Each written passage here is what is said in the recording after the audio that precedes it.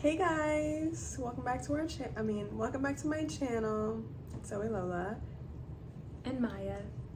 and I'm just radiant. yeah, Glowing the sun from is within. really bright. Oh well, we wanted to make a video because we just wrote an album. We just put out an album. And that's really exciting, obviously, so we wanted to talk a little bit about it. So, as you guys know, because I've incessantly been posting about it since July, I published my book of poetry recently, and, well, that's the end of that sentence. But, back in January, I don't know, I just get these ideas sometimes, I'm an idea person. And I was like, what if basically I was just like, I want to set my poems to music. Like, I want to turn them into songs. And I have never, before January, had never written a song before. Didn't really consider myself a musician. I was just like, yeah, I dabble in some instruments, whatever. I sing in my shower, whatever. But my sister here is an actual musician. Tell them. Well, I studied music in college. I am a retired choir kid. I play piano and guitar. I'm a classically trained singer. And I also have never really considered myself a songwriter, but I feel confident in my ability to understand music. So I feel like art. Yeah, she understands music theory. So even though she wasn't really writing songs before, she knows what a song needs. She knows how to create a song. And I feel like because I already had the lyrics, basically, we were like, okay, we're not starting from scratch. We can build around this structure that exists already and just play around with music and instruments and see what happens. This project really only was able to come together because we could rely on each other in that way, which was a lot of fun. So, what do we start with? What was the first song? Do you remember? I think the first one I worked on was Spade. Yeah. And I think it took me a while to get back to you. Spade did take you a while. I was like, is this gonna work? Because here's the thing about me, I'm very anxiously attached to everything, I think, including my ideas. So if I'm not getting constant reassurance, or if I'm not feeling like someone else is doing things at the pace that I want it to be done, I'm like, this just isn't gonna work. It's just not gonna happen. And Maya, she gets to be a little sister, so she's just kind of more flowy with her energy, I think. I am, but also I am, when it comes to music and stuff, I'm a perfectionist. So I can't just sit there and churn something out if it doesn't feel right. Yeah. So I think for a couple weeks, I would look at the lyrics and be like, I got nothing. And then I would literally close the book and be like, bye, until it came to me. Yeah, and I also think that, it's probably good that this worked out this way, but Spade was a very hard song to start with. Because even the poem, the structure is very unusual. The rhythm changes a lot. The rhyme scheme changes a lot. So you had to be very creative with how you were writing a flow that made sense. When she first wrote Spade, she wrote it on the piano, and it's not, I don't know if there's any piano in that song now. Is there? I think so. I think the foundation of it is piano. You just can't really hear it. Guitar. Oh, it is guitar. So it was piano originally. And originally, we always knew we were gonna be playing around with the genre a lot. And so originally Zoe said that she wanted this to feel like a musical theater type ballad. And so in the beginning, that's basically what it was. And I sat it sitting at a piano. What did I say? Sat it sitting at? I wrote it sitting at a piano. Mm-hmm. And the integrity of the song was the same, but it did have a different vibe to it. It did. And it was very Ben Platt musical theater vibe. Yes. I think a lot of the songs kind of started that way, where you know, the foundation of what it was in the beginning kind of stayed pretty much the same, but by the end result, it was a completely different thing. Bait. Yeah, I think Completely Bait different. was the first song that I wrote. And yeah, at first, I knew that I wanted it to feel like kind of eerie. Like they're baiting you. Yeah, like a siren is like Greek mythology. You're being baited, like, you know, what are those things called? Mermaids. A siren. Yeah, but I think it started off like a little, it's a little too strange, a little too eerie. And so I think that once we were like, okay, this is really gonna have a storytelling vibe, the sort of like Western folky genre was something that was very attractive and like also super easy to like translate some of those songs to, because that type of music already is very like storytelling. I was playing around with like various instruments, like a music box and just random things that made it sound eerie.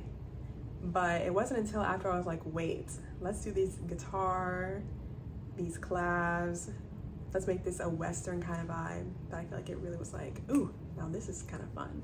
And ironically, that was the last song we finished. That was the last song. The vocal arrangement, I mean, if you listen to it now, you can hear how like harmonically intricate, is that the word or phrase it is? But at first it wasn't like that. It was just gonna be like Just a melody. just a melody, but it just wasn't hitting. And we were like, this is the first song, it needs to at the very least be interesting so that people keep listening to the album. And I was gonna sing that at first, but I was like, I can't, like I was just getting frustrated like trying to make it sound how I wanted it to sound. And then Maya went in and arranged the vocals and sang it all in one day. It had to be done in one day. We did it in one day, and we were like, okay, check. And then like the next day or the day after that, our dad sent it back to us, and I was like, I don't like it. Yeah, Like, by this honestly, I don't point like we had it. crossed state lines. We were no longer at my dad's house where we were recording. Yeah, I just like, I have a picky ear when it comes to my own voice. And even if everyone else is gonna tell me like, oh no, it's good, if I feel like it's not good, I just can't let other people hear it. So we went back again, We drove back. drove another 2 hours to re-record that song.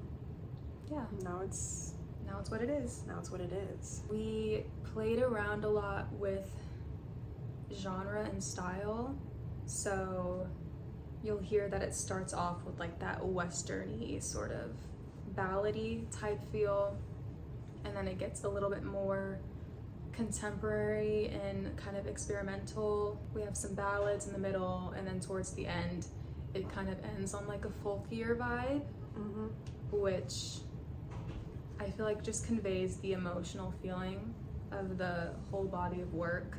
Where Yeah. you start off like, I have a story to tell, and like this is where it gets, I don't know, really emotionally compelling, and you feel all the weight of these emotions, but towards the end there's like a resolution and there's peace, and it gets quieter and gentler. Yeah, I really wanted the album itself to feel like it had an arc, because I wanted my poetry book to feel like it had an arc, a narrative arc. And so as we were going through the book, picking which songs, picking which poems we would turn into songs, we were looking for, one, poems that had a structure that could be turned into a song, and then two, poems that would move the storyline along.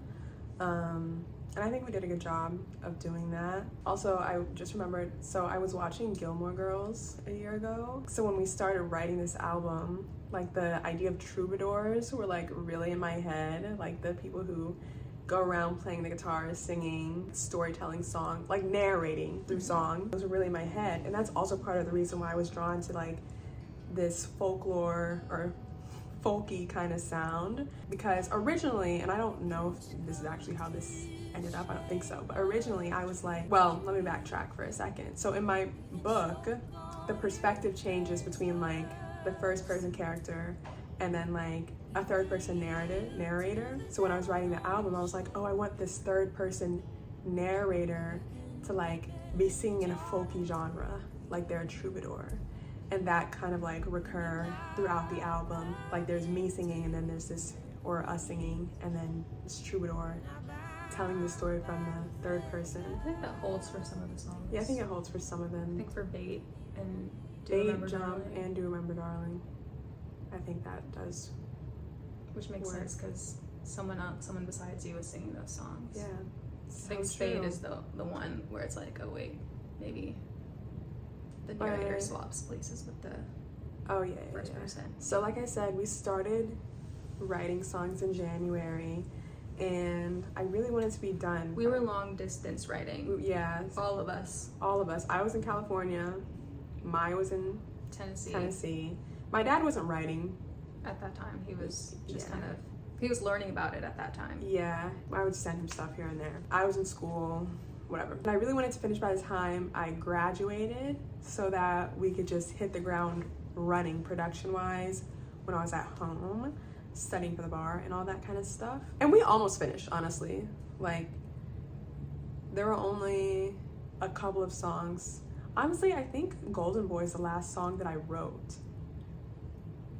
I did write that one in Alabama. That was one where we had a draft for, and then it just wasn't the vibe. It wasn't really doing the work of being the emotional centerpiece of the album, which is what I think it is doing now and what it needed to be. And honestly, like, I was just happy that I was able to write songs. Like, I was like, I literally didn't know when we started. It was like, if am I even gonna be able to write a singular song? But Maya was like super helpful with me as far as teaching me music theory. We would get on FaceTime. She would like tell me like the names of major seventh chords, minor seventh chords, diminished chords, and like where those are used and what the feelings they evoke and all those sorts of things. So I could use that as like the background, the starting places for when I was constructing songs. My recording experience was different from yours, I'm sure, because you had access to the studio pretty much every day over the summer. I just came for like a week, I think in July, and did most of my vocals then. I sing lead on 3 songs. I sing lead harmony on 1, and then I sing background on most of the others. I think by the time I came in, a lot of the production had been done already, so I just had to come in and sing, which wasn't, the heavy lifting had been done already. I started singing like July. In June, we were doing just a lot of the production. I was helping my dad produce, polish stuff up after everything was written, because then we had to, I wasn't really concerned about like balancing instruments, and I didn't like touch any percussion when I was writing because I was like, I don't know how to do that. So I just let my dad do that. I wanted to have everything produced before I did any vocals, and I was really nervous about doing the vocals because I was like, okay, we did all this work, now I hope I like how I sound. It turned out fine. I think we did it, so. Okay, let's say our favorite song to make and then our favorite song to listen to. I think my favorite song to make was Do Remember Darling. I think that was one that like truly just came to me like the moment I read it, unlike really any of the others. Like I had to do a lot more thinking, but Do Remember Darling, I literally sat in my bathroom on my computer and recorded it for like 5 hours straight and just like arranged all the parts, wrote the guitar and everything, like literally just in one sitting. And it was so satisfying because it just felt right, like from the moment it was conceived, I guess. Yeah, and that's when we barely touched in production. Yeah. Like, it was good, simple, just one instrument, and then the fiddle we added. I was so adamant about it being a fiddle. I tried to record a fiddle part on my computer, but I only had like these really ugly violin plugins. And I was like, we need a fiddler. It won't feel right if there's not a fiddle. I wanted it to sound like Phoebe Bridgers' funeral, like fiddle. That fiddle really, chef's kiss, pull it together. Yeah. Favorite to listen to this week has been Jump. Been loving Jump. Shout out to Kelsey Keith. Yes. I think my favorite, I might change my mind about this, but right now I'm gonna say my favorite to make was Atlantis. I love how the beginning of that song starts and then it transitions into something else. I don't know. It was just fun. Like, it was fun to make an intro to the song and the waltzy vibe. I just really liked doing that. I loved adding the instruments to it, the trombones, the strings. I could just listen to that instrumental and be like, this is so satisfying. Yeah. My favorite to listen to, I feel like I have to say Do Remember Darling. That song, like, we finished the album in August and we released it in October this week I guess. And every day, Do Remember Darling is in my head, and it was really a little bit annoying to like not be able to just go on my phone and click play, because I was like, I just need to hear this song. So now that I can do that, like that's just very, whatever. Yeah, I really like that a lot. Would you ever perform any of these songs for the album? Perhaps in a venue that made sense.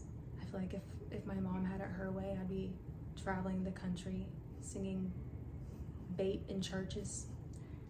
I'm not doing that, girl. When I sent it to my friends, they're like, oh my goodness, let us know when you start having live performances. I was like, whoa, I hadn't even really thought that far. That's just an entirely different like ball game, entirely different like, there's so much more to think about. Yeah, it's like you're thinking about entirely different things. Yeah. But yeah, no, that's a lot. I think it'll be fun. I think that in my like ideal setup, I guess, I would love for this to be formed kind of like a play, like with the set and we flow through the album and there's like visuals and I don't know, something like that. I feel like could be kind of fun, but for now, I don't know. Not on the radar for right now. Not on the radar, but you really never know with us. So I don't know. You know, I was thinking the other day in the car that we're a little bit random in the sense that I think you and I both, I don't know if it's manifestation, but we'll literally be like, oh, I want to do this, or like, I'm gonna do this. Like I'm so quick to say I'm gonna do something. Yeah, so true. And then we just do it. Yeah, so you know, we literally could get an idea tomorrow and change our whole plan, and that's cool with me. I think that's all we have to say right now. We just wanted to talk about this project because to a lot of people it was like very random, especially we for didn't me. Tell anyone. No, I was like, I can't tell anyone that I'm doing this. Can't tell anybody until it's done. Literally just us, our dad, and our brother. Mm-hmm. If you have any other questions, feel free to leave in the comments and perhaps we'll get around, or no, we'll answer. We'll get to it. Other than that, we'll see you at some point, probably. Deluxe version? Deluxe. Ooh. Ooh. Okay, talk to you guys later.